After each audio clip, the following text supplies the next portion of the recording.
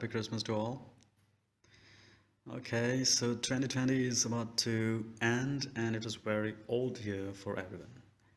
But luckily I had a little bit of success in making money online. So I just want to share you how I made profits on internet. So in the next frame you'll see how I just made $20 in about 2 hours on UHRS. That's sometimes possible, not but always. So you have to have some tricks that prevent you to get disabled on some hit apps, right? So after 3 attempts you get disabled on hit apps, but you'll find a technique, you'll find a trick here in my book that you don't get disabled even after having 3 warnings, right?